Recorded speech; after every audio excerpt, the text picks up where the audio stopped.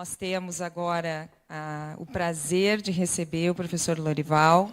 Depois nós temos o nosso jantar aí, por adesão, para confraternizar. Tá?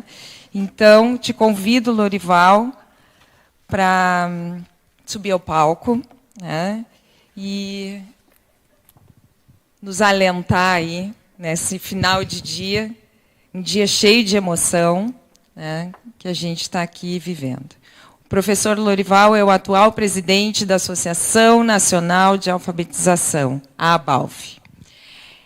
É licenciado em Pedagogia, Letras, especialista em Alfabetização, mestre em Educação e Cultura, doutor em Teologia, Educação e Religião, estágio pós-doutoral em Educação e Humanidades no Centro de Ciências Humanas e da Educação da Universidade do Estado de Santa Catarina.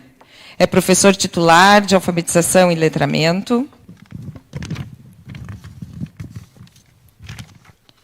Subcoordenador do Programa de Pós-Graduação em Educação. Leciona nos cursos de Pedagogia, mestrado, doutorado em Educação, mestrado profissional em Gestão de Unidades de Informação. Coordena a linha de pesquisa Alfabetização e Formação Docente, em que se realizam estudos com ênfase no processo de alfabetização de crianças, jovens e adultos e idosos, e nas relações entre a formação docente e os processos de inclusão, experiência em docência e coordenação pedagógica na educação básica e superior. Mas, mais que tudo isso, Lorival é um querido, né, que nos une, nos acolhe, nos congrega, né, e é uma imensa satisfação a gente tê-lo aqui. Obrigada, Lorival. Vamos lá? Vamos sentar para conversar? Pode. Trazer mais um pouquinho para cá. Não sei, eu acho que... Quer desligar esse microfone? Acho que não precisa. Não, volta para lá assim, né?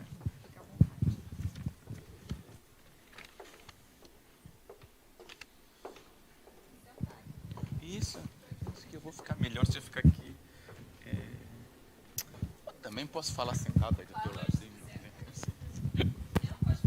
Não, eu posso ficar aqui sentado. Não tem problema. Esse aqui... Essa cadeira vai para lá, para cá. Tu não quer sentar aqui nessa? Pode ser. Eu acho. A gente quis fazer uma mudança, tirar a mesa, mas está bem complicadinha a nossa organização aqui. Mas vai dar tudo certo. Então, boa noite a todos, todas, todos. Que alegria estar aqui com vocês. Mas por dentro eu estou com o coração super nervoso, assim, né? Não sei se o coração fica nervoso, mas eu estou muito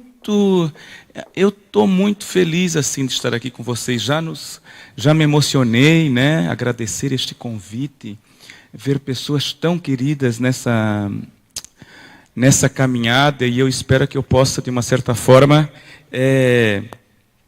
contribuir com a fala. Quando eu pensei em trazer essa discussão, alfabetização como um ato político, eu escolhi 10 praias de Florianópolis, para me lembrar o que falar com vocês. Então eu vou apresentar 10 praias de Florianópolis e, a partir dessas 10 praias de Florianópolis, trazer dimensões fundamentais para pensar a alfabetização como um ato político, assim. Mas eu vou pedir uma coisa, você faça se você quiser, assim, só para me acalmar, porque eu estou emocionado, porque estou do lado de Gabriela, e a Socorro já me deu um abraço, a Jaqueline falou comigo, a Marta Nobre já me prometeu um livro. Eu estou assim, muito assim, né? Eu queria que você aí desse um sorriso para o colega do lado, desse um abraço, agradecesse por estar aqui, enquanto eu acalmo meu coração aqui, né? Que bom que estamos aqui. Ai, meu Deus do céu. Obrigada, Lorival. Faz tanto tempo que a gente não faz isso, né?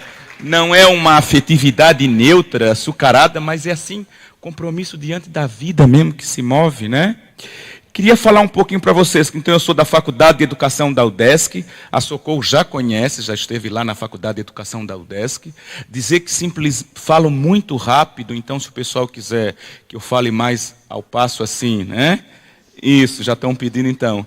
Que eu trabalho na Faculdade de Educação da UDESC, a Socorro já esteve lá, e fiquei encantado nesse olhar aqui da estrutura, né, da FURG, enquanto espaço é físico mesmo.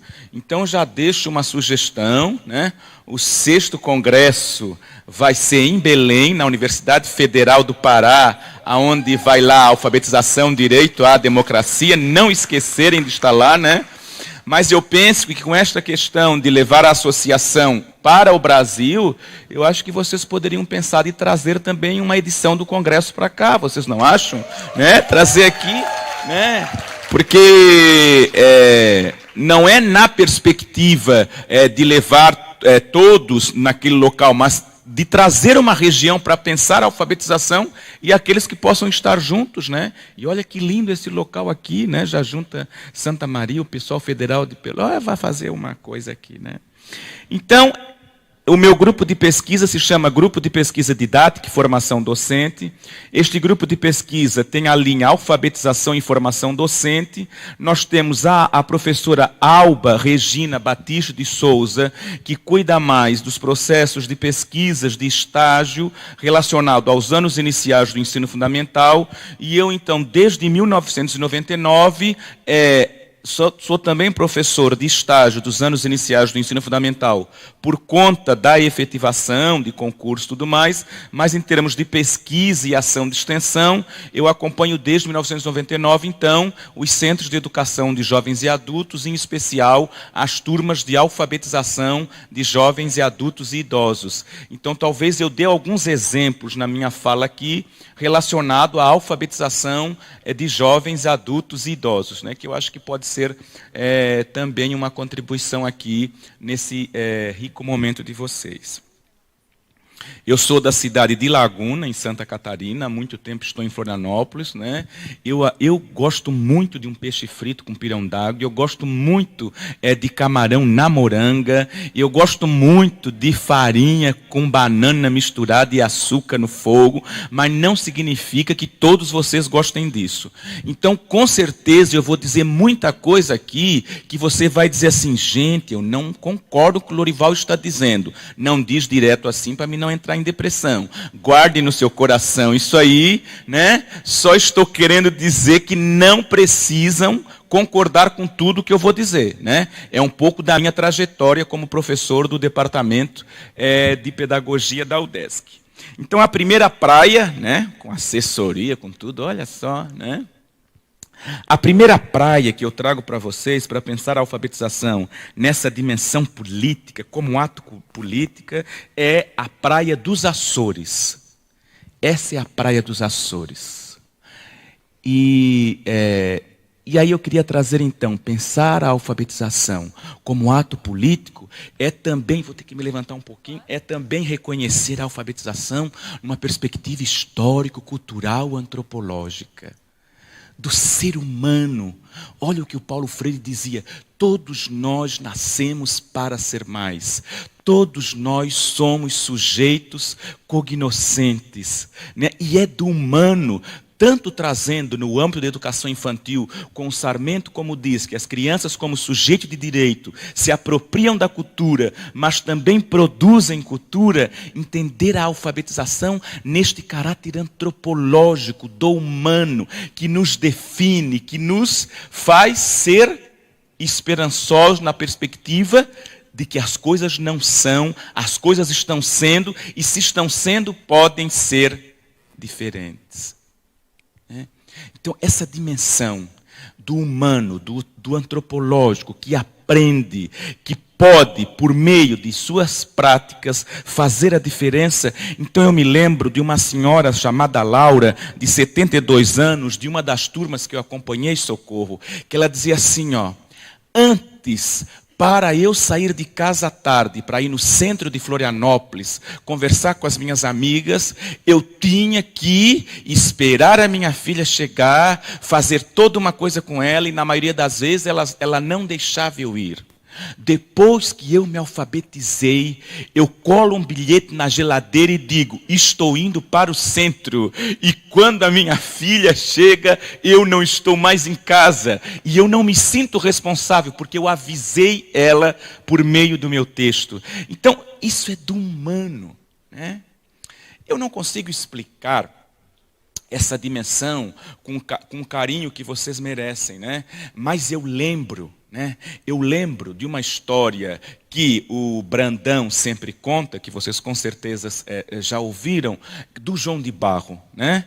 Que o João de Barro, ao construir a sua casinha, está ali na espécie, né? Está ali na espécie, o pegar o barro, a juntar o barro, a fazer a sua casinha, né? Depois aí ele se junta ali, ele faz a sua ninhadinha. Quer dizer, está ali escrito naquela forma de ser espécie João de Barro. Mas nós, enquanto espécie, nós nem construímos a casa, já pensamos, vai ser vermelha, vai ser amarela, vai ter tapete, essa pia eu não quero, isso eu não quero, eu vou trocar aqui. Quer dizer, essa questão do simbólico, essa questão das funções mentais superiores, essa questão de poder projetar, essa questão de fazer diferente, é algo nosso. Então é político porque é antropológico, é político porque é do humano, é político porque a gente aprende com o outro, é político porque a gente pode fazer a diferença. E aí eu posso trazer a outra praia para vocês, pode passar para nós, que é a praia da Lagoinha do Leste. E a praia da Lagoinha do Leste, tu chega até um determinado lugar em uma outra praia, e para te conhecer a praia da Lagoinha do Leste, tu tem que fazer uma trilha, né? E aí é político, trazendo um pouco o que o Vygotsky vai dizer em formação social da mente, enquanto motivação primeira, enquanto intencionalidade. Quando eu preparo, talvez não seja a palavra mais adequada, mas quando eu preparo uma aula com estratégias diferenciadas, significativas, para que as minhas crianças se alfabetizem, para que os meus jovens e adultos e idosos se alfabetizem, isso não é uma ação neutra, isso é uma ação intencional, é uma ação política. Então é intencional escolher livros ou armas. É intencional ser preconceituoso ou não? É intencional aceitar o diferente e as diferenças? É intencional estar a favor daqueles que mais precisam?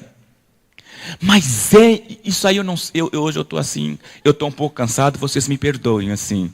Mas é intencional também. E vocês que estão na carreira conosco aqui, né, vocês que estão aí começando conosco e vão ser professores, alfabetizadores na educação básica, eu vou dizer uma coisa para vocês com bastante carinho. É intencional assim, tem movimento no município de vocês, pela valorização dos professores, pelo plano de carreira, mas nós estamos tudo junto lá.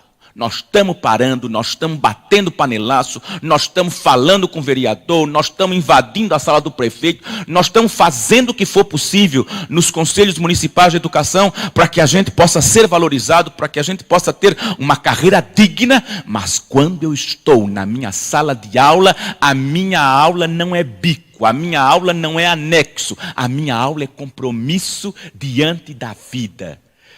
É compromisso para que as minhas crianças aprendam com as condições materiais concretas que eu possuo. Se na minha escola eu tenho papel pardo, eu tenho canetinha tal, eu tenho giz tal, é com isso que eu vou trabalhar. Mas eu vou fazer o melhor possível para que as crianças possam se alfabetizar. Por que eu estou dizendo isso? Porque o intencional não pode ser apenas na luta. O intencional também é na ação docente. Quer dizer, eu enquanto categoria profissional estou lutando, mas quando eu estou na minha sala de aula, não é o catálogo da Natura que me motiva, não é o catálogo da Avon que me motiva, mas é o compromisso com práticas pedagógicas que podem, por meio de uma mediação intencional do professor, alfabetizar crianças, jovens e adultos e idosos. Mas isso não é cair num discurso neoliberal, ultraconservador, mercantilista que nós vimos inclusive nos debates, que responsabilizam o professor da educação básica pelo sucesso ou não em educação da alfabetização das nossas crianças, desconsiderando a dimensão histórica, as condições de trabalho, as condições de carreira, as condições estruturais das nossas escolas e as próprias histórias de cada um de nossas crianças. Não sei se vocês conseguem entender a minha dimensão, mas eu não posso ser bom, a minha intencionalidade não pode ser só na luta. A minha luta também, com as condições que eu tenho, alfabetizar com qualidade as nossas crianças, jovens e adultos e idosos. Isso não quer dizer que toda aula da gente é maravilhosa. Não, né? Às vezes eu me pergunto assim, às vezes quando eu tenho tempo, agora eu estou quase me aposentando, né? Mas às vezes eu me pergunto até que ponto eu suportaria ser aluno de mim mesmo, assim, né? Se eu desse aula para mim, até que ponto eu ficaria me escutando. Mas assim, isso não significa aula que não toca, aula que não dá aquilo que Rubem Alves chama de coceira nas ideias. Então um alfabetizador, ele precisa desestabilizar, mobilizar, dar coceira nas ideias. Mas ele não pode fugir da luta, entendeu? Porque tudo é intencional. Intencional essa prática pedagógica, que também é luta, e intencional essa luta, para que as coisas sejam diferentes. A outra praia, pode passar, a outra praia, é a praia da Daniela. Olha que praia linda essa praia. E na praia da Daniela, eu trago uma dimensão, é um ato político, porque é um ato educacional. E vocês sabem que eu levei um tempinho para entender essa dimensão tão poderosa na obra de Paulo Freire. Planta se cultiva, animal se treina, ser humano se educa. Mas eu levei um tempinho para entender que não é ser humano se escolariza, não. Ser humano se educa. Veja, então o papel do educador, ele é muito além. Veja, como eu fiquei cansado no aeroporto, talvez eu não toque o coração de vocês como eu gostaria, assim, né? Ainda bem que a Azul pagou 2 pão de queijo, porque eu fiquei das 7 da manhã às 4 da tarde. Achei maravilhoso isso, né? Vejam, ou seja, o professor, quando anda, educa, quando fala, educa, quando olha no olhar do outro, educa. Do ler o desejo ao desejo de ler. Uma professora dos anos iniciais que não gosta de ler, não incentiva no outro gosto pela leitura. O outro precisa sentir neste sujeito gosto pela leitura. É isso que sabe? Então quer dizer, não é só uma escolarização, mas por isso que a docência não é anexo. A docência não é um bico. A docência é opção de vida. Né? E é por isso que eu sou contra esse maldito homeschooling, porque não é qualquer pessoa que pode alfabetizar, não. São pessoas que escolheram profissionalmente, enquanto profissionalização, nada de doação, de dom, de oração, de imagem, não, enquanto profissionalização, escolher enquanto opção de vida, se ensopar-se de conteúdos, ao ponto de, por meio da prática pedagógica, levar o outro ao processo de aprendizagem. Considerando a possibilidade de planejamento, de metodologia, de avaliação, mas o Freire vai trazer essa dimensão educacional. Então, na escola, o diretor é um educador, o professor é um educador, né? Todos somos, de uma certa forma, educadores e educadoras no sentido do humano. É claro, Socorro, que eu li um texto de Paulo Freire que me falha a memória agora, e li um artigo na revista Educação em Realidade, da URGS, eu acho que é esse, a revista Educação e Realidade da URGS, em que vai dizer: muitas práticas escolarizantes não são emancipatórias politicamente. Pelo contrário, práticas emancipatórias politicamente ocorrem com maior densidade em espaços não escolarizantes, né? Mas aí a gente tem que fazer aquilo que o Schneider vai dizer em pedagogia progressista. Eu não posso esperar a total democratização da sociedade para fazer nas escolas práticas mais democráticas possíveis. Então eu não sei falar com o carinho que vocês merecem, mas eu não sou apenas um executor do PIBID. Eu não sou apenas um executor do RP. Eu não vou seguir a BNCC e ipsis litteris. Mesmo que essas coisas estejam aí, eu posso, por meio dessas coisas, transgredir, ousar, dar a pincelada. Então, se na FURG tem o RP pode, porque está lá dizendo tem que seguir 100% a Base Nacional Comum Curricular. Vocês seguem 100%, questionando a Base Nacional Comum Curricular naquilo que ela pode ser questionada, né? Então, essa dimensão de entender que o Freire vai dizer uma coisa: eu não posso falar de lá estando cá, né? Para falar de lá, eu também tenho que estar lá, né? Isso não significa estar com coisa, de forma nenhuma. Mas eu preciso, por meio das brechas, das fendas, fazer a diferença e provar, né? Olha, a gente pode transgredir, ousar, porque nós não somos apenas transmissores, nós somos profissionais da educação, e isso é muito importante. Eu me empolgo, eu sei que eu estou precisando de Rivotril. Isso é muito importante. Eu não sou facilitador, tá bom? Eu não sou facilitador, eu não sou instrutor, eu não sou cutucador, eu sou um profissional de educação, professor de alfabetização do Departamento de Pedagogia da UDESC, porque é assim que eu quero ser chamado, entendeu? Então essa dimensão é muito importante, porque quando você leva um filho para o pediatra, tu não vai dizer assim, você é o facilitador da dor de barriga do meu filho. Você considera ele um profissional daquela área.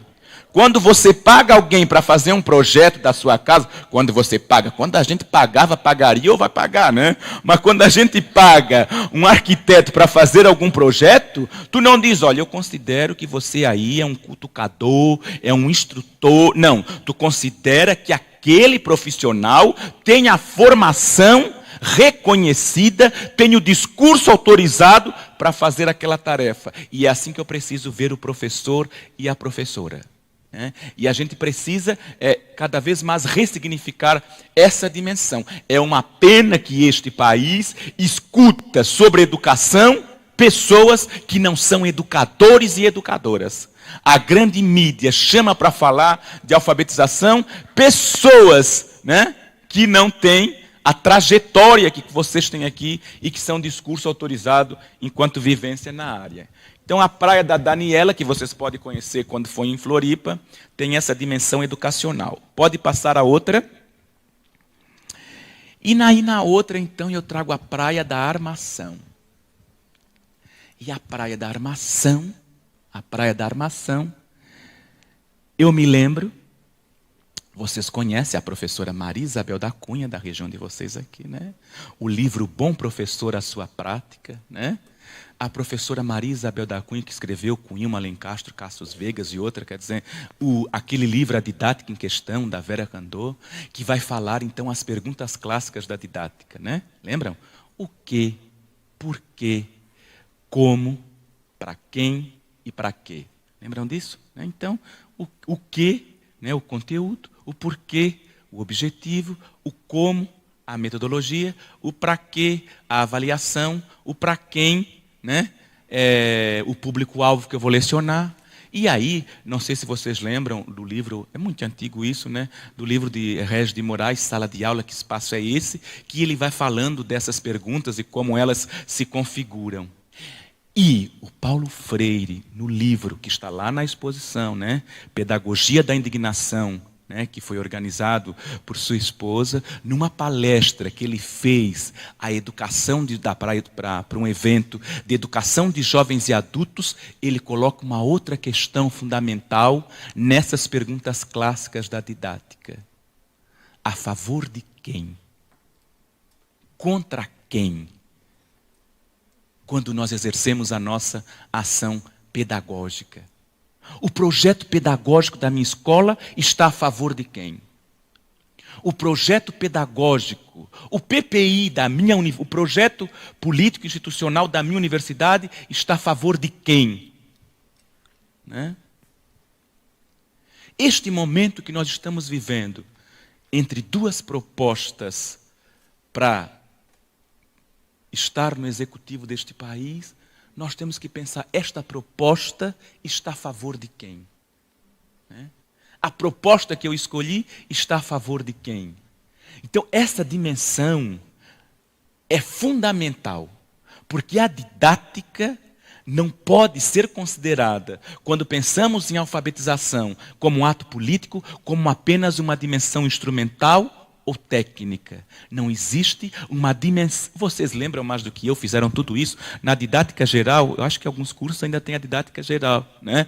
Isso aí faz bastante tempo que eu fiz isso, o arco-íris era em preto e branco. Então, assim, nós tínhamos um triângulo, né? Didática geral, nós tínhamos um triângulo, né? Então, nós temos a dimensão política, né?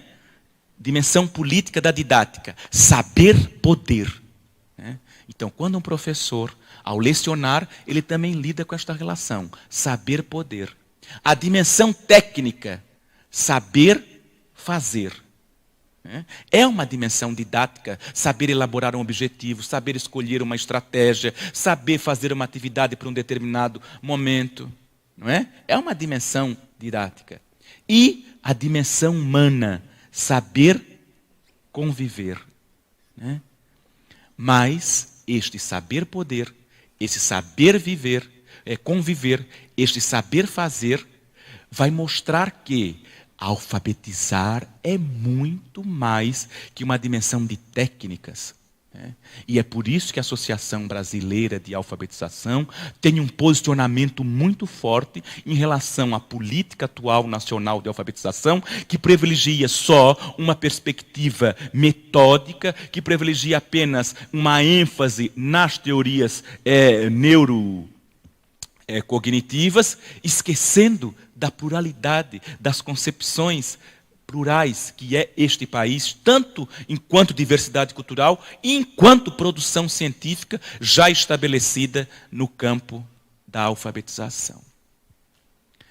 Eu participei da 2ª CONAP, Conferência Nacional de Educação Popular, feita pelo Fórum Nacional de Educação Popular, e lá foi votado numa assembleia tão linda como essa, né, a revogação da atual política do ensino médio e a revogação da atual política nacional de alfabetização. Quer dizer, é impossível que a gente possa continuar por mais 4 anos com a atual política nacional de alfabetização, que desconsidera o professor da educação básica como alguém que é capaz de pensar a sua prática em parceria com os professores das universidades, dos grupos de pesquisa consolidados e fazerem práticas pedagógicas a partir da autonomia dos professores e dos projetos pedagógicos das escolas e não apenas seguir uma política estabelecida, não construída por quem está na base. Pode passar? Nós temos aqui a praia do Moçambique. Desculpem. E a alfabetização é política. Ai, desculpa. A pessoa vai ficando velha, é outro nível, né, gente? Não tem nem... Olha só. É política também porque é uma dimensão curricular. Que saberes que eu escolho. Eu não sei explicar com o carinho que vocês merecem. Mas eu sou professor dos anos iniciais do ensino fundamental, onde eu acompanho o estágio, e eu estou lá no 5º ano do ensino fundamental. Né? Você já conhece esse exemplo melhor do que eu. Né?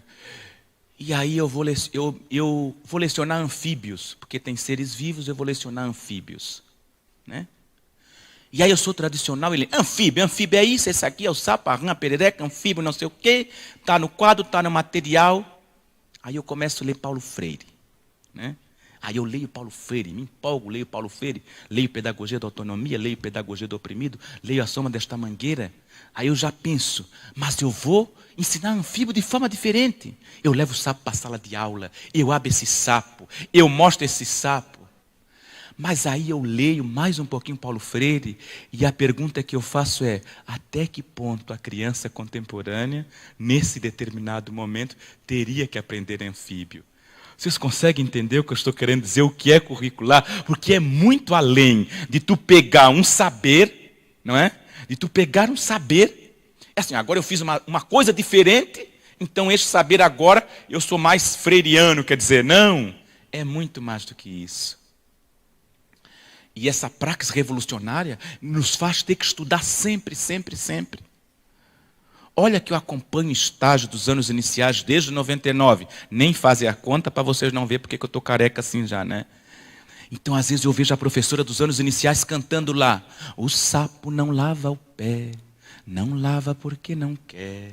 Ele mora lá na lagoa, não lava o pé porque não quer. Mas que chulé, a sapa na lava pá. Na lava pa canacá, alamara na lanagá, na lava pa pa canacá, macaxalá, esse penelevepe, neleve pequeneque, elemere nelenegue, nelevepe pequeneque, mequexele. Aí ela está ali feliz, né? Aí diz assim, ai professora, que atividade maravilhosa, estás trabalhando com essas crianças. Olha, tu não vê com teoria para cá que eu não quero isso não. Eu estou cantando porque a coordenadora pedagógica já mandou aqui, eu não trouxe o balão, eu já inventei de cantar. Eu queria mostrar isso para vocês, né? A minha tese de doutorado, Elaine, trabalha um pouco isso assim. Eu faço uma pergunta que é, tem azeite na botija? É claro que é relacionado ao componente... Depois eu posso contar melhor essa história para vocês. Mas o que é que eu descubro? Por que tem essa pergunta, tem azeite na botija? Por quê? Porque no âmbito da educação básica, professores dos anos finais do ensino fundamental e do ensino médio têm aquilo que eu chamo de muito azeite. Eles têm muito azeite. E azeite que eu estou dizendo aqui é o conteúdo em si. É o saber em si. Então está lá o professor de matemática. X mais x é igual a 10. 2x é igual a 10. X é igual a 10 sobre 2. X é igual a 5. Vamos outra. 3x mais... Os alunos não sabem quem é x, quem é 10, porque é sobre 2. Mas o professor tem tanto azeite que ele está ali, né?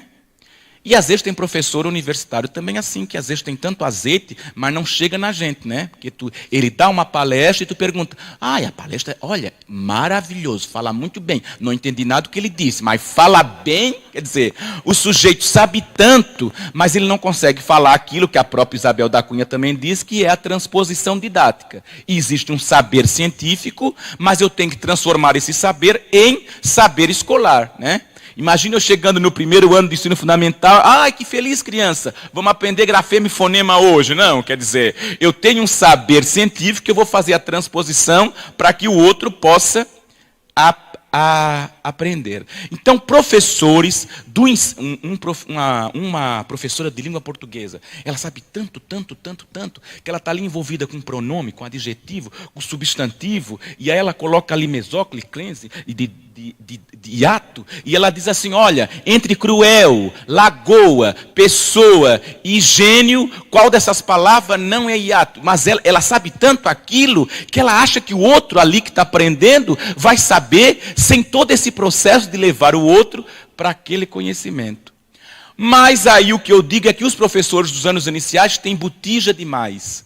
E a botija é a prática em si, entendeu? E é a roda, e joga o barbante, e faz o balão. Sim, mas qual é a intencionalidade, né? Que saber está presente ao fazer esta roda, ao fazer este balão. Que conceito que eu quero trabalhar com as minhas crianças a partir disso. Então a questão do currículo é fundamental. E é por isso que é uma dimensão política, pensar a dimensão curricular. Porque não é qualquer saber. Deve ser um saber que liberta, né? E às vezes isso é simplesmente uma aula com a qualidade que leva o sujeito a se apropriar daquele saber. Em uma das turmas de alfabetização de jovens e adultos que eu acompanhei, uma moça foi se alfabetizar, ela era manicure, e ela foi se alfabetizar por causa de uma revista Caras. Meu Deus, se alfabetizar por causa de uma revista Caras? Eu já tinha muito visto gente nas turmas de EJA se alfabetizar porque queriam ler o Salmo 23, o Senhor é meu pastor e nada me faltará, então queriam se alfabetizar. Eu já vi muitas pessoas nas turmas de EJA querendo se alfabetizar porque queriam tirar carteira de motorista, então era fundamental a alfabetização. Eu vi muitas pessoas nas turmas de EJA se alfabetizando porque trabalhavam como porteiros e aí precisavam agora deixar bilhetes, mas a revista Cara, como é que tu vem se alfabetizar com manicure por causa da revista Caras? E elas assim, foi o seguinte, eu sou manicure e ao atender uma cliente, ela abriu a revista Caras e disse assim para mim, tu viu a reportagem aqui do Tiago Lacerda? A mulher disse para ela, tu viu a reportagem do Tiago Lacerda? Ela assim, eu vi, como ele é bonito assim. Sim, mas tu viu o que é que está dizendo aqui na reportagem? Então, eu vi o Tiago Lacerda. Aquilo tocou no coração dela. O que é que está dizendo nesta reportagem? Para você não pode significar muita coisa, mas para ela era libertador. Saber o que estava dizendo naquela reportagem. Pois ela guardou aquela revista e foi se alfabetizar no bairro Ipiranga, em São José. Quem conhece lá a região sabe, foi se alfabetizar. Se alfabetizou.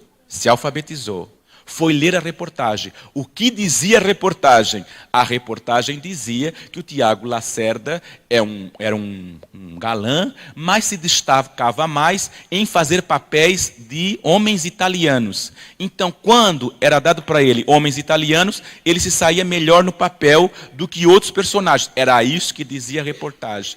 A minha felicidade de esperar a cliente, colocar a revista e esperar que ela perguntasse sobre o Tiago Lacerda.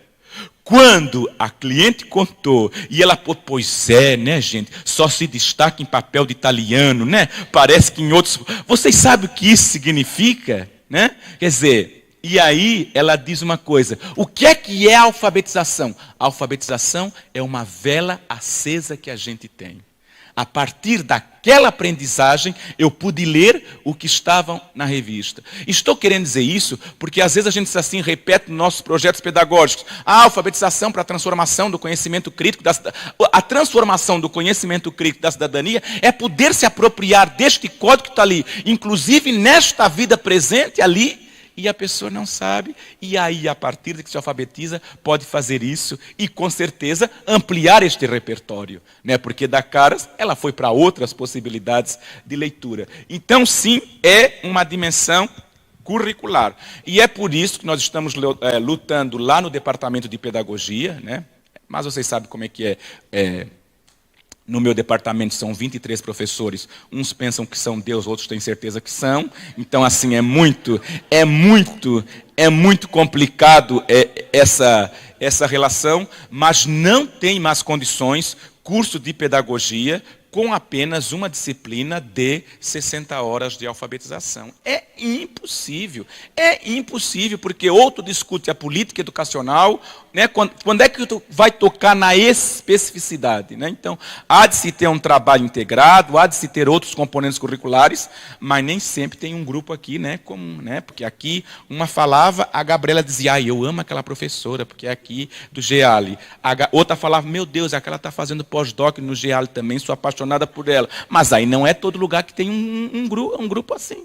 Geralmente é 1 ou 2 professores, no máximo, que vão cuidar deste componente curricular. Quando consegue fazer uma articulação com o estágio dos anos iniciais, é maravilhoso, mas nem sempre isso é possível. Porque às vezes o professor que leciona a alfabetização consegue também fazer trabalho integrado com o professor aí que vai cuidar do estágio dos anos iniciais.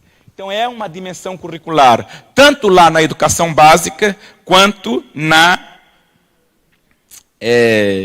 educação superior. Nós vamos para outra dimensão que pode passar, a Praia de Canasvieiras, que é uma dimensão da aprendizagem. Olha, uma das coisas mais bonitas que eu li em Paulo Freire é que ninguém é dono do cérebro de ninguém. Meu Deus do céu, né, gente? Vocês já pararam para pensar nisso, né? Ninguém é dono do cérebro de ninguém, né? Às vezes tu está dando uma palestra, a pessoa está dizendo, ai meu Deus do céu, hoje é quase o final de Pantanal, não posso perder. Tu não é dono do cérebro da pessoa. A outra está pensando, meu Deus do céu, ainda deixei uma coisa lá em casa, eu tenho que chegar em casa, tenho que fazer. E aí que o Vygotsky vai dizer da importância do papel do professor, não é? O nível de desenvolvimento real, aquilo que a criança já sabe. O nível de desenvolvimento potencial, aquilo que a criança pode aprender a partir da mediação do outro. E a zona de desenvolvimento proximal. Não é lindo isso, né? E o professor aí, mesmo não sendo dono do cérebro de ninguém, trabalha para que o outro possa aprender. E é aí que Freire escreveu, com Antônio Faundes, o livro Por uma Pedagogia da Pergunta. Porque a prática pedagógica contemporânea é aquela que gera a pergunta. Quando é que um professor é bom? Quando deixa com sede. Você já viu uma professora lá da Universidade Federal de Juiz de Fora, eu acho que é isso, Maria do Socorro Alencar, não sei o quê. Essa mulher é a maior especialista em alfabetização em rede, numa pesquisa que ela coordena, mas ela pode apresentar 15 vezes e ainda a gente quer saber mais dos dados que ela apresenta da pesquisa. O que é isso? É deixar o sujeito com sede. Sede, e é isso que Freire propõe em Pedagogia da Pergunta. Uma boa aula é quando a gente, e quando Freire fala em Pedagogia da Pergunta, não é assim, eu tenho uma pergunta, não é isso que ele quer dizer. É quando desestabiliza o cérebro, é quando o cérebro fica com aquilo na cabeça e quer pensar sobre. Isso é a Pedagogia da Pergunta. Mas a gente fica só naquela coisa da Rádio Tudório, né? Como eu tenho um pezinho lá no fenômeno religioso, então, 2 vezes 2 são 4, 2 vezes 2 são 4, 2 vezes 2 são 4, 2 vezes 2 são 4, 2 vezes 2 são 4, 2 vezes 2 são 4, 2 vezes 2 são 4. Pelo amor de Deus, né, gente? Aí tu diz isso, 2 vezes 2, hoje o aluno diz, eu não quero responder. Não é verdade? Gente, tem que ser uma pedagogia da pergunta. Pelo amor de Deus, então o sujeito, às vezes, né, está lá naqueles anos iniciais, com todo respeito eu vou dizer isso, né? E a gente colhe a casquinha de ovo na letrinha O, não tem condição, não é verdade? Ou, né, colhe a casquinha de ovo na letrinha O, ou então o sujeito faz assim, trabalho de ciências, introdução, é muito importante fazer esse trabalho. Desenvolvimento, copia tudo igual do livro. Conclusão, foi muito importante fazer esse trabalho. Não tem condição, gente. Não tem condição. Então, não estou a dizer, né, que isso é fácil, mas uma prática pedagógica é que gere a pedagogia da pergunta, é que gere o questionamento. Então o professor está sempre se perguntando sobre a sua prática pedagógica. Vocês desculpem aí os meus exemplos, como professor de estágio, né, eu acabo trazendo isso para vocês. Vamos lá então. Essa que eu falei agora, então, é a dimensão da aprendizagem, né? E aí é que eu sempre trago que um bom professor é o professor cachoeira. Tem muito professor muralha, né? Ele se coloca assim, um bom professor é o professor cachoeira. Ele vai ao encontro, né? O rio atinge os seus objetivos porque aprende a contornar os obstáculos. Então, ele vai ao encontro. Aí a outra é a praia de Ponta das Canas, que é a dimensão da alteridade. Gente, e eu concordo com Cornélios Castoriadis, nunca vivemos tanto impotência no pensar, pobreza no falar, pobreza no agir e essa dimensão da alteridade. Nós precisamos de uma alfabetização da alteridade, o reconhecimento do diferente, das diferenças, do outro.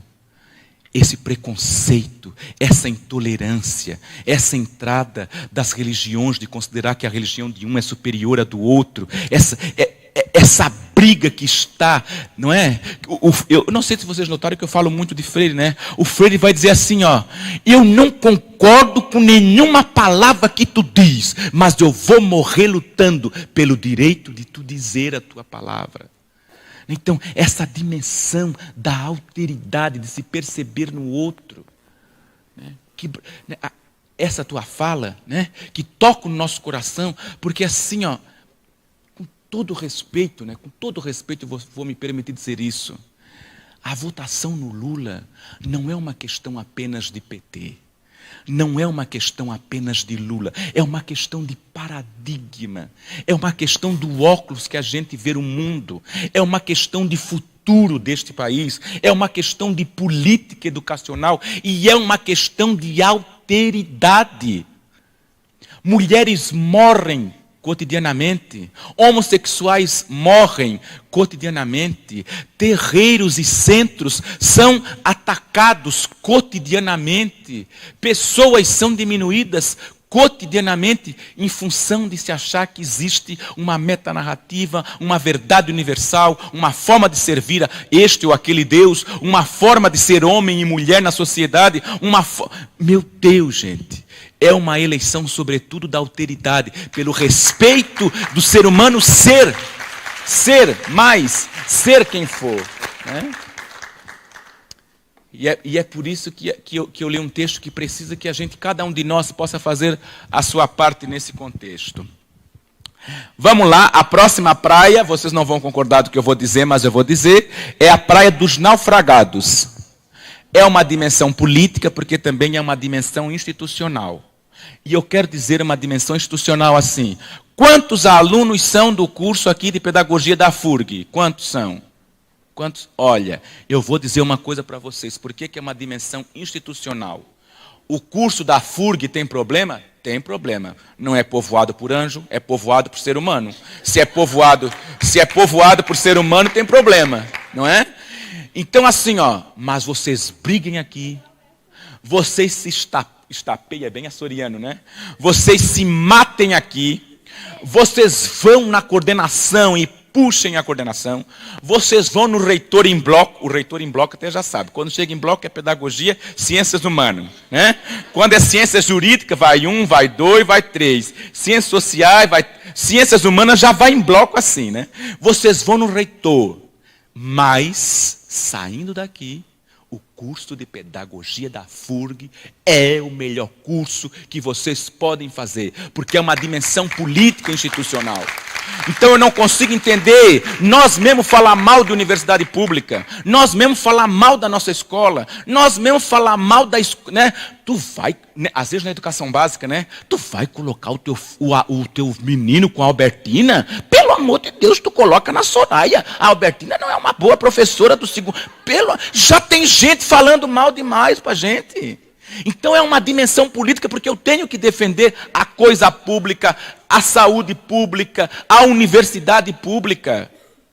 Gente, não vai ter uma fala no Jornal Nacional assim. Uma escola aqui da região da educação básica. Uma escola da educação básica aqui da região, Gabriela. O nome de uma escola, tu lembra? Como? Wanda Rocha, isso. Olha, o William Bonner não vai dizer. Professora alfabetizadora do Wanda Rocha faz um trabalho maravilhoso para que as crianças se apropriem do sistema de escrito alfabético. O quê? Não vai dizer, mas olha. Agora, professora da Wanda Rocha jogou um tijolo na cabeça de um aluno. É num Bom Dia Brasil, é no Jornal do Almoço. Quer dizer, já existe gente demais falando mal da coisa pública, da educação. Então nós precisamos da dimensão institucional política, dizer, olha, tem servidor público que não faz a sua parte? Tem. mas tem muita gente dando o sangue com as condições possíveis para que o Congresso aconteça. Ah, valeu! Vamos lá, a última, a Praia do Matadeiro. E a Praia do Matadeiro é a dimensão individual. É uma dimensão política, porque também é uma dimensão individual, e neste sentido assim. Por exemplo, se você nós tivemos a primeira LDB, que é a Lei 4.024/61. Lembram disso? Viram lá em Organização e Gestão de Educação. Aí depois nós tivemos a reforma 5.640/68, que criou os malditos departamentos universitários. Nós tivemos a 5.692/71 do ensino profissionalizante, MEC, USAIS. Ah, meu Deus, tem historiador aqui, Deus o livre. Estou aqui dizendo assim, né? Nós tivemos a 9.394/96, atual LDB. Se a pessoa estudar todas as alterações da LDB, ela já não vota, com todo respeito, no Bolsonaro. Não vota. Nem merece, não vota. Se a pessoa só estudar a LDB, ela já não vota. Porque toda alteração da LDB, para ser inclusiva, para ser democrática, para chegar na população, para garantir educação especial, populações ribeirinhas, populações quilombolas, tudo que foi feito de inclusão, não foi num governo que se diz direita. Foi num governo do presidente Lula, do presidente Dilma. Foi só o Temer entrar, que já vampirizou e criou aquela lei do ensino médio que acabou com tudo. Não é? Porque a única alteração que foi aprovada no governo Temer para a LDB foi aquilo que a gente diz que escangalhou a LDB, que foi a reforma do ensino médio.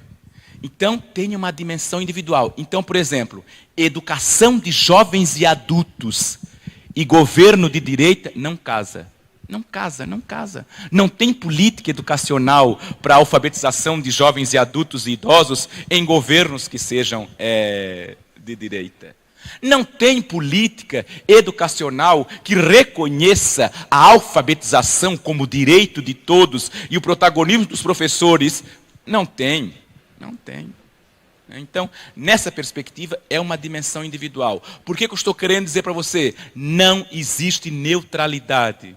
Você não pode ter neutralidade. Eu respeito a sua opção, respeito o seu paradigma, mas em educação não se pode ficar em cima do muro. Quando você escolhe sempre um lado numa dimensão política individual. Você é um ser no mundo e esse ser é um ser político, né? Sua forma de andar, agir, viver, o óculos que você olha tem por si uma dimensão política. A última praia, meu Deus, falei demais, né? É a Praia Brava, que é a praia que eu mais vou, né? Lá em Florianópolis, Praia Brava, né? E pode voltar, não terminou. E a Praia Brava é simplesmente que é a dimensão do esperançar. As coisas não são, as coisas estão sendo, e se estão sendo, pode ser diferente. Paulo Freire, Pedagogia da Autonomia, Saberes Necessários à Prática Educativa, editora Paz e Terra, lá pela página 56. Programados para aprender e impossibilitados de viver sem uma referência do amanhã, onde estiver homens e mulheres querendo aprender, tem que ter homens e mulheres que querem ensinar, não de quem sabe mais para quem sabe menos, mas de quem vive junto e aprende. Então não é de A para B, não é de B sobre A, mas é de A com B e B com A. Então, essa perspectiva de pensar a prática pedagógica, de esperançar, né? Então, é isso que eu termino dizendo, que a alfabetização é um ato político, e por ser um ato político se revela na dimensão histórica, na dimensão cultural, na dimensão antropológica, na dimensão didática, na dimensão educacional, na dimensão curricular, na dimensão da aprendizagem, na dimensão da alteridade. Jacob Rus vai dizer: quando nada parece ajudar, eu vou ver o cortador de pedras martelando a sua rocha sem que nenhuma rachadura apareça. Lembra quando tu começou a montar o teu laboratório lá, né? Sem que nenhuma rachadura apareça. No entanto, na 100ª martelada, a pedra se abre em duas. E eu tenho certeza que não foi só aquela que conseguiu, mas também todas as que vieram antes. Quando tu vê as tuas meninas, a tua orientanda, brilhando aqui neste congresso, quando a Socorro vê um grupo de professoras que se articula em nome de matemática, não é a última martelada, mas é a trajetória de vocês, ensopada de compromisso, ensopada de cumplicidade e ensopada, sobretudo, de uma dimensão política comprometida a favor da população brasileira, que nos faz estarmos aqui acreditando que um outro país é possível. Beijo grande no coração, muito obrigado. Gabriela, agora aí tu pode aí fazer perguntas, pode, não sei o nosso tempo.